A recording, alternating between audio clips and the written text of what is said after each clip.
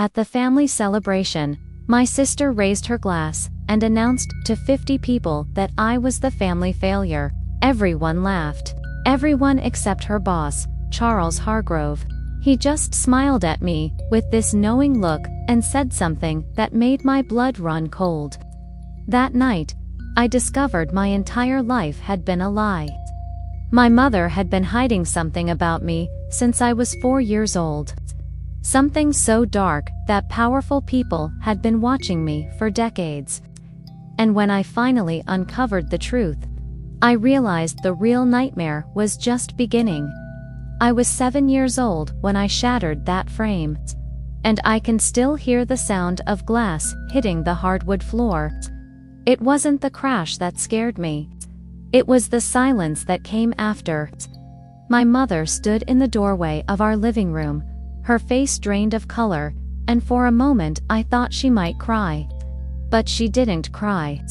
She never cried over me. She just looked down at my small hands, clutching the broken frame, and said those words that would echo in my mind for decades. "Laura, why must you always ruin things?" I remember trying to explain that I was only trying to straighten it. That I wanted to make it look nice because Grandma was coming to visit. But my voice came out small and worthless, and Rebecca's whisper cut through whatever defense I was building. Some people are born to fail.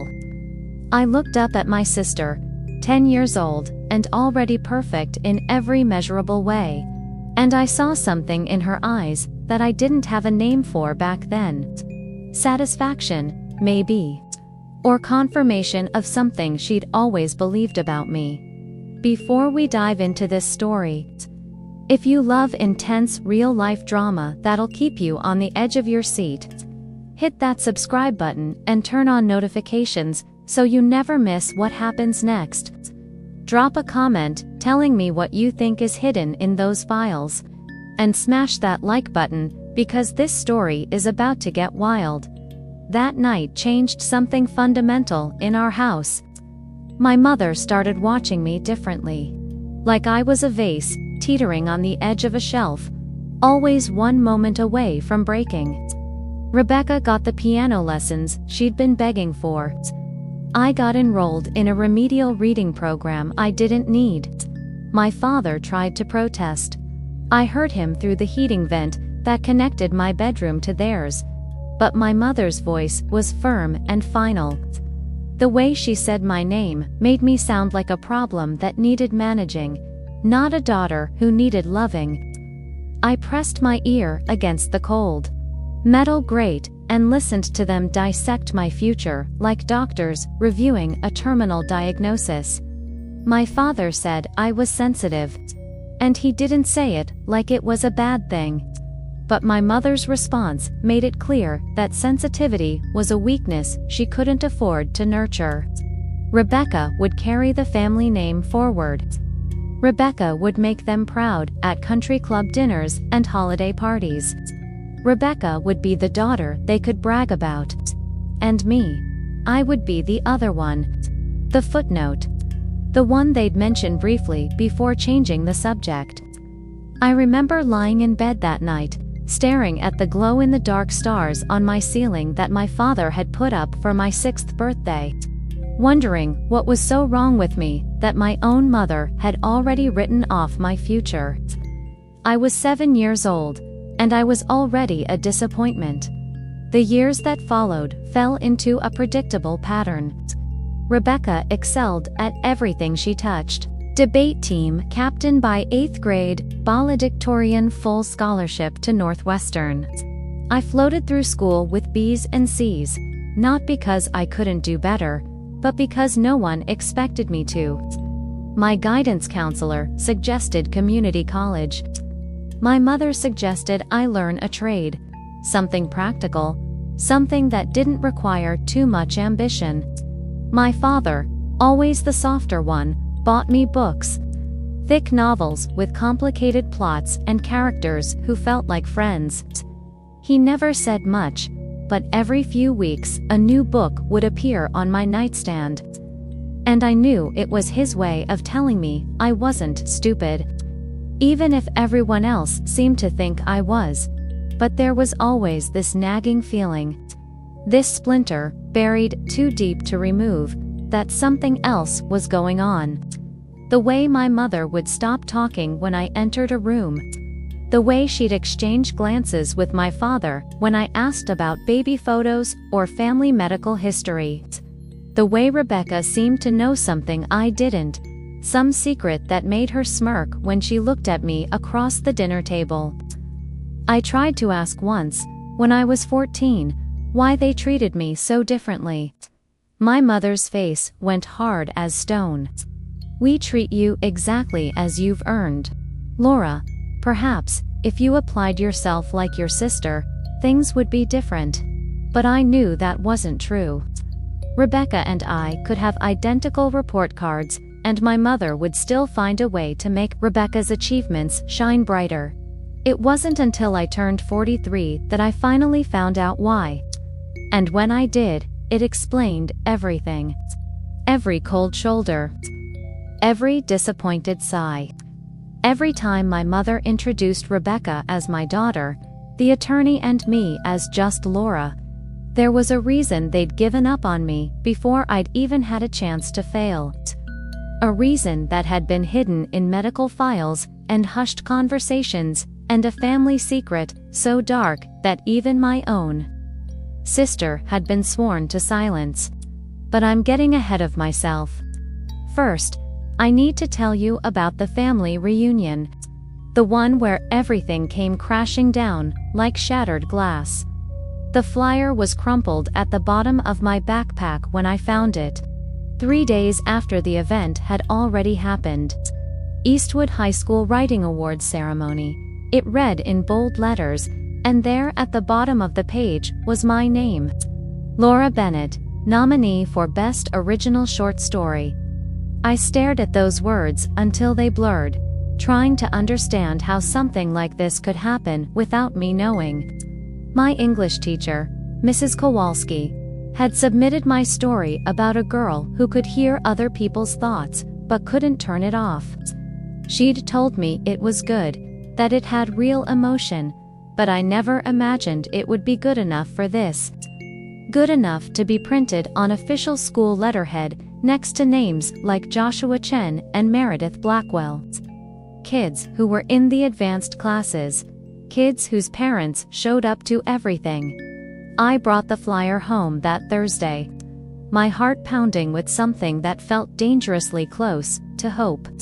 Maybe this would change things. Maybe my mother would look at me the way she looked at Rebecca, with that bright pride that made her whole face soften. I found her in the kitchen, chopping vegetables for dinner, and I held out the wrinkled paper like it was a treasure map. She glanced at it, her knife pausing mid-slice, and for a second I thought I saw something flicker across her face. But then she just sighed.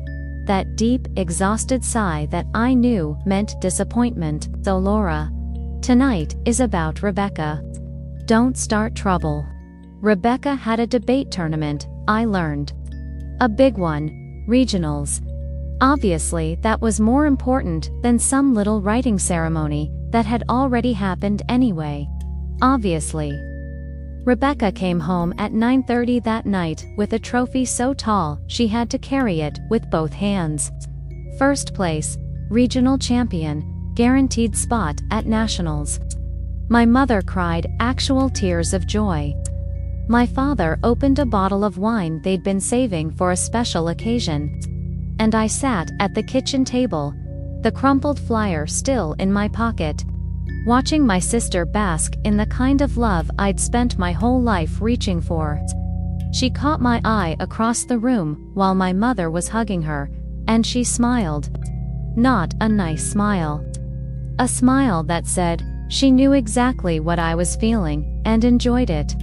Mom says you shouldn't expect much, she said later when we were alone, arranging her trophy on the mantel next to the others. Not everyone can succeed. Some people are just meant to be ordinary. I wanted to hate her. I tried to hate her. But mostly, I just felt hollow, like someone had scooped out everything inside me and left only the shell. I went upstairs and cried into my pillow so no one would hear, and I promised myself I wouldn't care anymore. I wouldn't try. If they'd already decided I was nothing, then I'd be nothing. It would hurt less that way. But that Sunday, during the extended family gathering at our house, something happened that planted a seed of suspicion I couldn't shake. I was clearing plates from the dining room when I heard Aunt Dolores talking to Uncle Peter in the hallway. Her voice low and urgent. "It's a shame," she was saying, and there was real sadness in her tone. "They shouldn't have kept it from her. She deserves to know." Uncle Peter shushed her immediately, his voice sharp with warning. "Dolores, we talked about this. It's not our place." They made their decision. I froze with a stack of plates in my hands, barely breathing. Kept what from me? What decision? But before I could process it, my mother appeared in the doorway, her face carefully blank. "Laura, those plates won't wash themselves." The conversation ended like someone had flipped a switch. That week, I couldn't stop thinking about it. What had they kept from me? Was it medical? Was I sick with something they hadn't told me about? Was that why my mother always looked at me with that mixture of pity and resentment? I started noticing other things too. The way certain relatives would look at me during family gatherings, their expressions heavy with something I couldn't name. The way conversations would shift when I entered a room. The way my mother kept certain photo albums locked in her bedroom closet. Albums I'd never been allowed to see. On Thursday afternoon, while my mother was at Rebecca's debate practice and my father was at work, I did something I'd never done before. I went into my parents' bedroom and opened my mother's nightstand drawer. I wasn't sure what I was looking for. Evidence of something, anything, that would explain this feeling that I'd been living inside a lie my whole life. Under a stack of old greeting cards and loose photographs, my fingers touched the edge of a manila envelope. It was thick, official looking, the kind of envelope that contains important documents. I pulled it out carefully and felt my stomach drop. My name was typed on the front in all caps. Bennett, Laura. But it wasn't addressed to me. It was addressed to a Dr. Richard Pemberton, with a return address for Cedar Ridge Medical Center. And stamped across the top, in red ink, were two words that made my hands start shaking. Confidential evaluation. I stood there in my parents' bedroom, holding that envelope, knowing that opening it would change everything. That whatever was inside would explain the distance, the disappointment, the way my own mother looked at me like I was a problem she'd never quite solved. My fingers trembled against the seal. I could hear the clock ticking on the nightstand, counting down the minutes until my mother came home. Just open it, I told myself. Just rip it open, and finally know the truth. But I couldn't. Fear wrapped around my throat like a fist. What if it was worse than I imagined? What if knowing was worse than wondering? So I put the envelope back exactly where I found it, closed the drawer, and walked out of that room. But I never forgot it was there, waiting, like a bomb that hadn't gone off yet. The years after high school blurred together in a haze of low expectations and self-fulfilling prophecies. I went to community college because that's what people like me did. I studied English because I liked reading and didn't know what else to do with myself. I got decent grades, but never exceptional ones. I graduated with an associate degree and no real plan, while Rebecca finished Northwestern with honors and got recruited by 3 different firms before she even walked across the stage. My mother framed Rebecca's college diploma and hung it in the living room. Mine stayed in a folder in my closet. I became a freelance writer because it was something I could do from home. Something that didn't require me to compete or perform or prove myself worthy of anyone's attention. I wrote web content for small businesses, blog posts about kitchen renovations and travel destinations I'd never visited. It paid the bills, barely, and that was enough. My mother never asked about my work. Rebecca never asked about my life, and I stopped expecting them to by the time I turned 46. I'd built a small, quiet existence that nobody noticed and nobody cared about. I had a one-bedroom apartment in a neighborhood that wasn't fashionable, a car that ran but needed work, and a handful of friends who didn't know my family and didn't ask too many questions. I thought I'd made peace with being invisible. I thought I'd accepted my role as the family disappointment. But then the invitation arrived. Heavy cream cardstock with embossed gold lettering.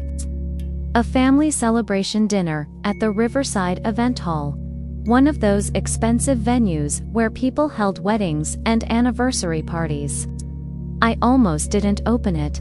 My mother called me the day before to make sure I was coming. "Be on your best behavior," she said, her voice tight with warning. "Rebecca's boss is coming. Charles Hargrove himself. Don't embarrass us, Laura. Just smile, be pleasant, and try not to draw attention to yourself." I wanted to ask why I was even invited, if they were so worried I'd ruin things, but I already knew the answer.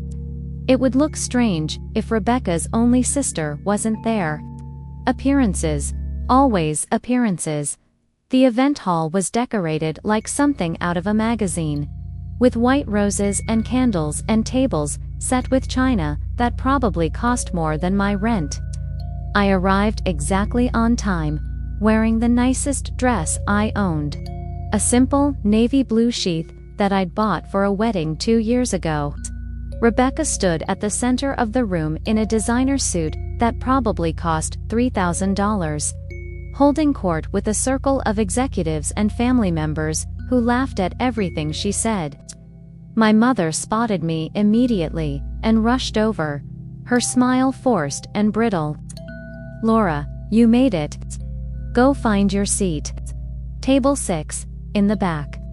Of course, the back table, but as I made my way across the room, I felt eyes on me. I looked up and saw him. Charles Hargrove, CEO of Hargrove Dynamics, Rebecca's boss and one of the most powerful men in the Midwest tech industry. He was standing near the bar, a drink in his hand, and he was staring at me with an expression I couldn't read. Not curiosity, exactly. Something deeper. Recognition maybe, but that didn't make sense. I'd never met this man in my life. I looked away quickly and found my seat. But I could still feel his gaze on me throughout dinner. During the salad course, I caught him talking to a woman I later learned was Janice Mullins, the HR director. They were speaking in low tones, but I was close enough to hear fragments. "She doesn't look like her at all," Janice said, glancing in my direction. Charles's response was quiet, but clear. "No, but the files were very clear." Files. That word again. Files about what? About me. My appetite disappeared. I pushed food around my plate and tried to make myself smaller, invisible, the way I'd learned to be. Then came the toasts. My father went first, talking about how proud he was of Rebecca's accomplishments. My mother went next, her voice trembling with emotion as she listed every award, every promotion, every achievement that made Rebecca exceptional. And then Rebecca stood up, glass in hand, her smile sharp and bright. "Thank you all for coming," she said, her voice carrying across the room. "It means so much to have everyone here. Family, friends, colleagues." She paused, her eyes finding mine across the crowded room. And let's raise one more toast to my sister Laura, the family failure." Laughter erupted. Genuine laughter from people who thought it was a joke, a playful sibling jab. But I saw the cruelty in Rebecca's eyes. I saw my mother's face, carefully neutral, not defending me. And I saw Charles Hargrove, standing at the edge of the crowd, not laughing at all, just watching me with that same strange intensity. Then he smiled, and it wasn't a kind smile. It was knowing. "Funny how life turns out, isn't it?" he said, his voice cutting through the laughter. His eyes never left mine. And I knew, in that moment, that he knew something. Something about me. Something that everyone else in this room seemed to know, except for me. The night air hit my face like a slap. Cold and sharp, and I gulped it down, trying to stop the trembling in my hands. Behind me, through the glass doors of the event hall, I could still hear the laughter, the clinking of glasses, the sound of people celebrating my sister while I stood out here alone, humiliated in front of 50 strangers. The family failure. She'd said it so casually, like it was a fact everyone already knew, like it was funny. And maybe to them it was. Maybe I was the punchline to a joke that had been running for 46 years. I heard the door open behind me, and assumed it was my father, coming to offer some weak apology that wouldn't change anything. But the voice that spoke was unfamiliar, deep, and measured, with the kind of confidence that comes from always being the most important person in the room. "Laura Bennett. You look exactly how I expected." I spun around and found Charles Hargrove, standing there, his hands in his pockets, his expression unreadable in the dim light from the parking lot lamps. He was older, up close, maybe 60, with silver hair and the kind of face that belonged on the cover of business magazines. But it was his eyes that stopped me cold. They were studying me like I was a specimen under glass, something to be examined and catalogued. "How do you know me?" My voice came out smaller than I wanted, childlike and afraid. He chuckled softly, a sound that had no warmth in it. "Your mother was thorough. She sent us everything years ago. Everything." That word hung in the air between us like smoke. What everything? What could my mother have possibly sent to this man, to this company, about me? I'd never worked for Hargrove Dynamics. I'd never even applied. I'd barely left Cedar Ridge my entire life. "I don't understand," I said, and I hated how my voice shook. "Why would my mother send you anything about me?" He was about to answer. I could see it in the way he drew breath, when the door burst open again, and Mia came running out. Rebecca's daughter, 17 years old, with her mother's sharp features and her grandmother's calculating eyes. But right now, she looked scared, her face pale and her hands shaking as she clutched something against her chest. "Aunt Laura," she gasped, out of breath, like she'd been running. "You need to see this." "I'm sorry, I'm so sorry. I didn't know. I swear, I didn't know until tonight." She thrust a folded paper into my hands, and I could see it had been photocopied, the edges still warm from the machine. "I snuck into Mom's office during the toasts," Mia said, words tumbling over each other. "She has this locked drawer. I've always wondered what was in it, and tonight I had to know why she treats you like that. Why Grandma treats you like that. And I found this." Charles Hargrove had gone very still beside me, his face unreadable. "Mia," he said quietly, "you shouldn't have done that." But she ignored him, looking only at me with eyes full of tears. "Read it, Aunt Laura. Please." My hands were shaking so badly, I could barely unfold the paper.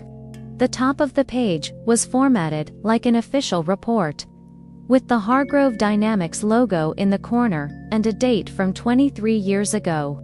And there, In bold print at the top was my name.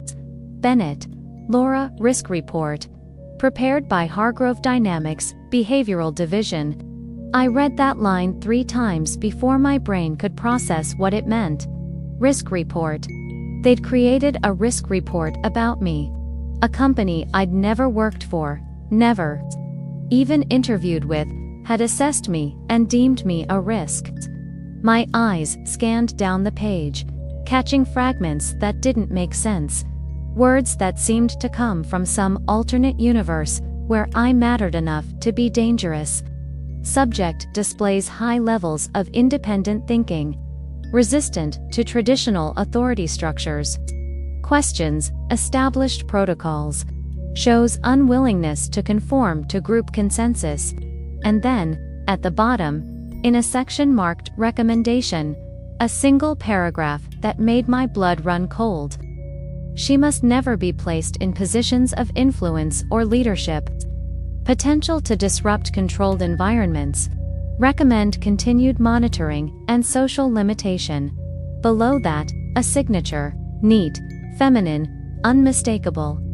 My mother's name, signed with the same pen she used to sign my report cards, the same hand that had written birthday cards and grocery lists and permission slips. She had signed this. She had agreed to this. Whatever this was. I don't understand, I whispered, but that was a lie. I was starting to understand. I was starting to see the shape of something monstrous. Charles Hargrove cleared his throat. Perhaps we should discuss this somewhere more private. But I couldn't move. I was rooted to the asphalt, staring at this paper that proved my entire life had been a lie. Not just a lie, a conspiracy. You need to go, Mia said urgently, grabbing my arm. Mom's going to notice I'm gone. If she finds out I showed you this. She didn't finish the sentence, but I saw real fear in her eyes. Fear of her own mother. Take it, she said, pressing the paper more firmly into my hands. There's more, so much more. But you need to go before they realize you know. I looked at Charles Hargrove, this stranger who somehow held pieces of my life in his hands. Why? I asked. Why would you do this? Why would any of you do this? He studied me for a long moment, and something flickered across his face. Not quite guilt, maybe regret. Because my father believed in order, he said finally. In systems and hierarchies, and knowing exactly who people are before they have a chance to prove otherwise. Your mother brought you to him when you were very young. He saw something in you that he considered dangerous. And so he made sure you would never have the opportunity to become a threat. The words hit me like physical blows. When I was very young. How young? What had I done at 4 years old? At 5? That could possibly mark me as dangerous. I need to go home, I said, my voice distant and strange to my own ears. I turned and walked toward my car on legs that didn't feel like mine. Behind me, I heard Mia say something to Charles, her voice accusatory. But I couldn't make out the words over the rushing in my ears. I made it to my car, got inside, locked the doors. And then I just sat there in the darkness, staring at that paper in my lap. Reading it over and over, until the words blurred together. I don't know how long I sat there. Long enough for the party to end, for people to start leaving. For Rebecca and my mother to walk past my car without even glancing in my direction. Long enough for the parking lot to empty until it was just me and the distant sound of traffic on the highway. Finally, I drove home. Not to my apartment. To my childhood home. The house where I grew up. Where Rebecca still lived in our old bedroom because she was too important and too busy to bother with her own place. Where my parents maintained the same routines they'd had for 40 years. I parked down the street and waited until the lights went out. Then I used the key I still had. The one they'd never asked me to return because they'd never imagined I'd use it for anything other than planned visits. I crept through the dark house like a thief, up the stairs that still creaked in the same places, down the hall to my mother's bedroom. And I opened that nightstand drawer and took out the manila envelope I'd been too afraid to open 20 years ago. This time, I didn't hesitate. I broke the seal and pulled out everything inside. Psychological assessments dating back to when I was 4 years old. Tests I didn't remember taking. Evaluations from doctors I'd never heard of. IQ reports that showed I scored in the top 2% of children my age. School counselor notes describing me as gifted but difficult, intellectually advanced but socially resistant. Shows leadership qualities that could be problematic if not properly managed. And there, at the bottom of the pile, a letter on official Hargrove Dynamics letterhead, signed by Dr. Marcus Hargrove, Charles's father, the man who had built the company from nothing into a tech manufacturing empire. Dear Mrs. Bennett, it read, "Thank you for bringing Laura to our attention through the Elevated Youth Initiative. After careful evaluation, we have determined that while Laura shows exceptional cognitive abilities, her psychological profile suggests she would not be a suitable candidate for our leadership development program. Children with her particular combination of high intelligence and low compliance tend to disrupt organizational structures rather than strengthen them. We recommend redirecting your resources toward Rebecca, who shows far more promise for the kind of future we're cultivating. As discussed, we will maintain monitoring protocols on Laura to ensure she does not develop in ways that could become problematic. Please find enclosed our recommended approach to managing her development." I had to read it 3 times before the full horror of it sank in. They had tested me, selected me for something, and then rejected me not because I wasn't smart enough, but because I was too smart in the wrong ways. And my mother had agreed, had taken their recommendations, had spent my entire childhood making sure I never became whatever it was they were afraid I might become. The door creaked behind me, and I spun around, the papers scattering across the floor. My mother stood in the doorway in her bathrobe, her face carved from stone. "I wondered when you'd finally look," she said quietly. We stared at each other across the darkened bedroom, and I saw something in her face I'd never seen before. Not anger, fear. Before either of us could speak, my phone rang, shrill and violent in the silence. I fumbled it out of my pocket and saw a name I hadn't seen in years. Detective Sarah McCall, a family friend who'd gone to school with my father, who'd watched me grow up at Sunday dinners and birthday parties. "Sarah?" I answered, my voice cracking. "Laura, thank God.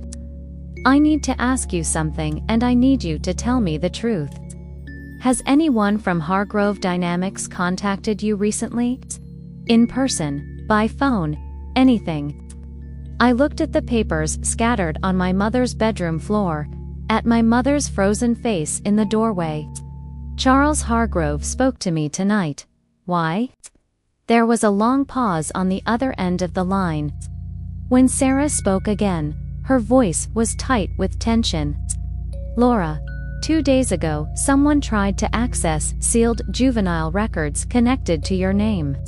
Court-sealed records from a case I didn't even know existed. The request came from inside Hargrove Dynamics, from their legal department. And it wasn't Rebecca." My heart stopped. "What kind of records?" "I don't know yet. The seal is old, from before digital filing. I'd have to physically pull them from the county archive. But Laura, whoever made that request, has resources. They went through channels that most people don't even know exist. And they specifically asked for documents related to you, and," she hesitated, and someone named Marcus Hargrove. A case from 1983. The year you were born. The world tilted sideways. My mother's face had gone white as paper. And somewhere in the house below us, I heard the front door open. Rebecca was home. I found Rebecca in the kitchen at 3 in the morning, sitting at the table with a glass of wine and her laptop open, bathed in the cold blue light of the screen. She didn't look surprised to see me. She didn't even look up. "I wondered how long it would take you," she said, her voice flat and tired. I threw the papers onto the table in front of her. The psychological evaluations, and the risk reports, and that damning letter from Dr. Hargrove. She glanced at them with the same disinterest she might show a grocery receipt. "So now you know," she said, and took a sip of her wine. "Now I know." My voice was shaking with rage I'd been holding back my entire life. "Now I know that you've all been lying to me since I was 4 years old. That you've been part of some sick conspiracy to keep me small and powerless and afraid." Rebecca finally looked at me, and her eyes were cold. So cold I barely recognized her as the sister I'd grown up with. "Don't be dramatic, Laura. You were never meant for the track I was on. Mom and Dad knew it. Hargrove knew it. You'd never have survived the pressure. The casual cruelty of it. The way she said it, like it was obvious, like it was my fault for not understanding sooner, made something break open inside me. What track?" I demanded. "What the hell are you talking about?" She sighed, like I was being deliberately stupid, like she was tired of explaining simple concepts to a slow child. "The pipeline picks leaders," she said, gesturing vaguely with her wineglass. "People who can be shaped, molded, who understand how power works and how to use it. And it rejects liabilities. People who ask too many questions. People who won't play by the rules. People like you." The word hung in the air between us like a curse. Liabilities. That's what I was to them. Not a daughter, not a sister. A liability to be managed and controlled and kept away from anything that mattered. "It's not my fault you didn't fit," Rebecca continued. And there was almost something like pity in her voice now, which was worse than the coldness. Pity meant she believed what she was saying. Pity meant she genuinely thought this was all reasonable, all justified, all for the best. I stared at her, this stranger wearing my sister's face, and tried to find something in her that I recognized. Some hint of the girl who used to read me bedtime stories when I was scared, who taught me how to ride a bike, who once defended me when a boy at school called me stupid. But that girl was gone, if she'd ever really existed at all. Then she said something that made my blood run cold. "You weren't supposed to be at that party, Laura." The words came out too quickly, like she hadn't meant to say them, and the moment they left her mouth, her face changed. Went carefully blank. "What do you mean I wasn't supposed to be there?" I asked slowly. She shook her head, closing her laptop with a sharp click. "Nothing. Forget it." I'm tired, but I grabbed her wrist before she could stand, gripping hard enough to make her wince. "What do you mean, Rebecca? Why wasn't I supposed to be at the party?" She tried to pull away, but I held on, and for the first time in my life, I saw fear in my sister's eyes. Real fear, like she'd said something she couldn't take back. "Let go of me," she hissed. "Not until you tell me the truth." We stared at each other for a long moment, and then she laughed. A bitter sound, with no humor in it. "You really don't get it, do you? You were never invited to that party, Laura. I didn't send you an invitation. Mom did." The words didn't make sense. Why would Mom invite me if I wasn't supposed to be there? Rebecca jerked her arm free and stood up, backing away from me like I was dangerous. "Ask her yourself," she said, and walked out of the kitchen, leaving me alone with the scattered papers and the growing horror of understanding that I still didn't know the full truth. The next morning, Mia caught me in the driveway as I was leaving. She looked like she hadn't slept, her eyes red and swollen, and she was clutching another folded paper against her chest like it was burning her. "I found something else," she whispered, glancing back at the house to make sure no one was watching. "In a different drawer. A locked one." I had to break it open. She pressed the paper into my hands, and I unfolded it with fingers that had gone numb. This document was recent, dated just last month, and it had the same official Hargrove Dynamics header as the others. Bennett. Laura Observation, Revaluation Potential. Signed by Charles Hargrove himself. Why would they be revaluating me now? After 46 years of ignoring me, of keeping me down, of making sure I never became anything they had to worry about. I scanned the document, catching phrases that made my skin crawl. Recent behavioral patterns suggest possible leadership emergence, increased independence and self-advocacy, noted. Recommend close observation to determine if subject poses renewed risk or potential asset value. They were watching me. They had been watching me. Maybe they'd never stopped. At the bottom of the page, barely visible, was a handwritten note in the margin. The ink was different from the typed text, added later, and the handwriting was painfully familiar. "Invite her to the party. I need to see her reaction." My mother's handwriting. The same careful cursive she'd used to sign my report cards and pack my school lunches and write notes, excusing me from gym class. She had orchestrated the whole thing. The party, the humiliation, Rebecca's cruel toast. All of it had been a test. To see how I would react. To see if I was still the compliant, defeated daughter they'd spent decades creating. Or if I'd finally become something else. Something they needed to worry about. I made the appointment with Charles Hargrove for the following Tuesday. His secretary seemed surprised that I called. Like she'd been expecting it but hadn't thought I'd actually go through with it. She scheduled me for 10 in the morning, executive suite, top floor of the Hargrove Dynamics building downtown. I wore the same navy dress I'd worn to the party, like armor. Like proof that I was still the same person they'd dismissed and discarded. But I wasn't. I could feel something different inside me now. Something hard and sharp that hadn't been there before. Rage? Maybe. Or purpose.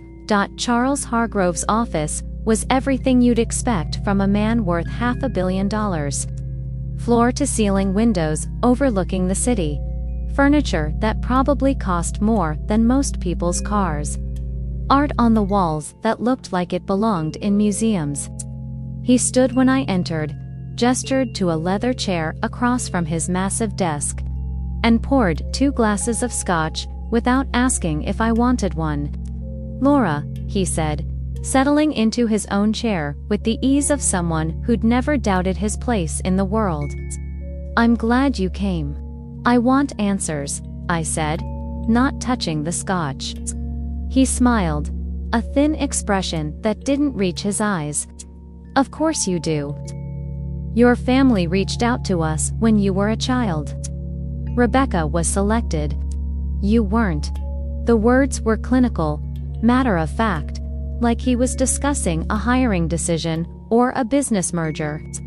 Not the destruction of a little girl's life. Selected for what? I demanded.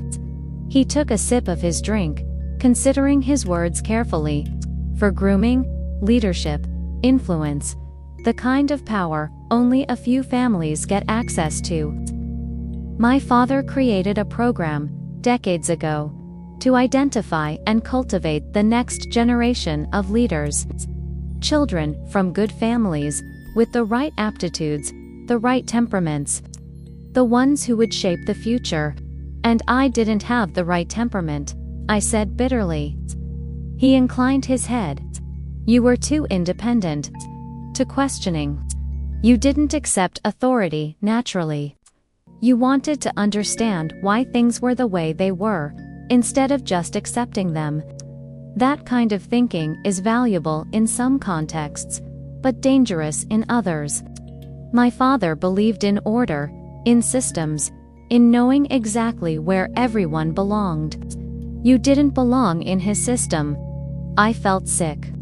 So you told my parents to break me. To make sure I never became anything. Charles set down his glass. We told your parents that investing in Rebecca would yield better returns. What they chose to do with that information was their decision. The casual deflection of responsibility made me want to scream. But I kept my voice steady. And why evaluate me again? Why now, after all these years? He leaned forward, his eyes sharp and assessing. Because sometimes people surprise us, Laura. Because in the past few years, you've started to change. Subtle things. The way you carry yourself. The questions you've started asking. The way you've stopped apologizing for taking up space. We noticed. The way he said it made my skin crawl. We noticed. They'd been watching. All this time. And because your mother asked, he added quietly. My heart dropped into my stomach. My mother asked you to evaluate me again. He nodded, pulling a folder from his desk drawer. Inside was a letter, dated 3 months ago, on my mother's personal stationery. I could see her handwriting, neat and precise. Tell me if Laura can still be useful. That's what she'd written. After 46 years of treating me like a disappointment, like a burden, like something to be managed and contained, she wanted to know if I could still be useful, not if I was happy, not if I was okay, if I was useful. I stood up to leave, my legs shaking, my vision blurring with tears I refused to let fall. Charles said one last thing that stopped me at the door. At the party, when Rebecca called you a failure, I smiled because I knew you weren't. I turned slowly. He was watching me with that same assessing expression, like I was a puzzle he was trying to solve. You fought back. You didn't shrink. You didn't apologize or try to laugh it off or make yourself smaller like you've done your whole life. You stood there and you took it, and then you walked out with your head up. That's leadership material, Laura. That's what we look for. My skin crawled with the realization of what he was saying. That's why we're watching you again, he continued, standing now, moving closer. Because maybe our initial assessment was wrong. Maybe you weren't too independent. Maybe you were just independent enough. And maybe, with the right pressure, the right motivation, you could still become exactly what we need. I backed toward the door, my hand fumbling for the handle. Stay away from me, I whispered. He smiled, and it was the smile of a predator who'd just confirmed his prey was worth hunting. We'll see, he said.